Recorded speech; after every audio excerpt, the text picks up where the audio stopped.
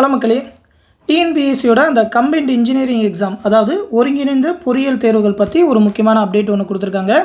இந்த ஒருங்கிணைந்த பொறியியல் தேர்வுகள் வந்து 369 வேகன்சிக்கு நாளையும் நாளை மறுதினமும், அதாவது 6ஆம் தேதி 7ஆம் தேதியும் பார்த்திங்கன்னா தமிழ்நாடு ஃபுல்லாக நடக்கிறதுக்கு. சென்னையில் மட்டுமே பார்த்தீங்கன்னாக்கா 9915 பேர் எழுத போகிறாங்க அப்படின்னு சொல்லி இன்றைக்கி நியூஸ் பேப்பரில் வெளியிட்டிருக்காங்க. இந்த எக்ஸாம் பற்றி தான் ஒரு முக்கியமான அப்டேட் நேற்று நைட்டு கொடுத்துருந்தாங்க.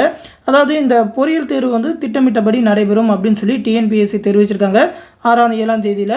ஏன்னா பார்த்தீங்கன்னா அந்த மழை வெள்ளம் காரணமாக தேர்வுகள் எல்லாத்தையும் ஒத்தி வைக்கணும் அப்படின்னு சொல்லி எல்லா அரசியல் கட்சி தலைவர்களும் சொல்லியிருந்தாங்க.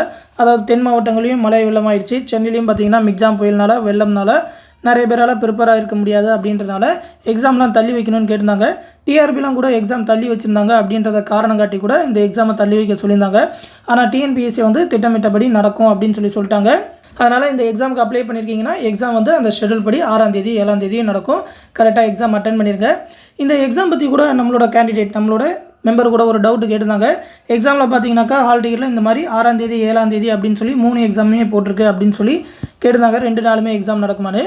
அதாவது இந்த எலக்ட்ரானிக்ஸ், அதுக்கப்புறம் எலக்ட்ரானிக்ஸ் அண்ட் கம்யூனிகேஷன் இன்ஜினியரிங் முடித்தவங்களுக்கு பேப்பர் 1 தனியாக இருக்கும். அதாவது அவங்க வந்து சில போஸ்ட்டுக்கு மட்டும் எலிஜிபிளாக இருப்பாங்க.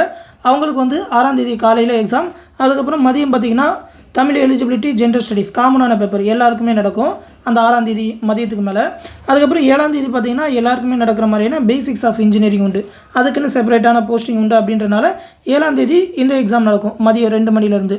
இது இல்லாமலும் செப்பரேட்டான டிபார்ட்மெண்ட் இருக்குன்றனால 7ஆம் தேதி காலையிலையுமே எக்ஸாம் உண்டு. உங்களுக்கு என்னென்னைக்கு டைமில் ஹால் டிக்கெட்டில் எக்ஸாம் போட்டிருக்காங்களோ அந்தந்த நேரத்தில் நடக்கும். நிறைய போஸ்ட்டுக்கு நீங்கள் எலிஜிபிளாக இருந்தீங்கன்னாக்கா 3 எக்ஸாமுக்கு மேலே எழுதுகிற மாதிரி இருக்கும். கண்டிப்பாக இந்த தமிழ் எலிஜிபிலிட்டி டெஸ்ட்டும் ஜென்ரல் ஸ்டடீஸும் காமனாக இருக்கும். அது வந்து தமிழ் அண்ட் இங்கிலீஷ் ரெண்டுத்துலையுமே தான் கொஸ்டின் இருக்கும். அதை பற்றியும் டவுட்டு கேட்டிருந்தாங்க. அது இல்லாமல் பார்த்தீங்கன்னாக்கா நீங்கள் வேறு போஸ்டிங் எலிஜிபிளாக இருந்தீங்கன்னாக்கா அதோட செப்பரேட்டான பேப்பர்.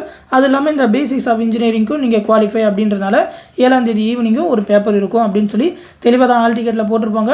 அந்த ஹால் டிக்கெட்டில் எப்பப்பெல்லாம் டைம் போட்டிருக்காங்களோ அந்த எக்ஸாம்லாம் நீங்கள் அட்டன் பண்ணணும். மெயினாக பார்த்தீங்கன்னா இந்த தமிழ் எலிஜிபிலிட்டி, அது இல்லைனா இன்னும் ஒரு பேப்பர் மட்டும் கூட அட்டன் பண்ணலாம். ஏன்னா அந்த ஸ்பெசிஃபிக்கான போஸ்ட்டுக்கு மட்டும் நீங்கள் எலிஜிபிளாக எக்ஸாம் எழுதலாம்.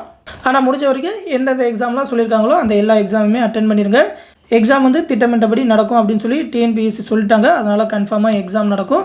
எக்ஸாமை கரெக்டாக அட்டன் பண்ணுங்கள். எல்லாருக்குமே ஒரு ஆல் தி பெஸ்ட். அடுத்து டிஎன்பிஎஸ்சிலேருந்து வேறு ஏதாவது அப்டேட் கொடுத்தாக்கா கண்டிப்பாக நம்ம சேனலில் தெரிவிப்போம். அந்த அப்டேட் எல்லாத்தையுமே உடனே தெரிஞ்சுக்க மறக்காமல் நம்ம சேனலையும் சப்ஸ்கிரைப் பண்ணி வச்சுக்கோங்க. நன்றி.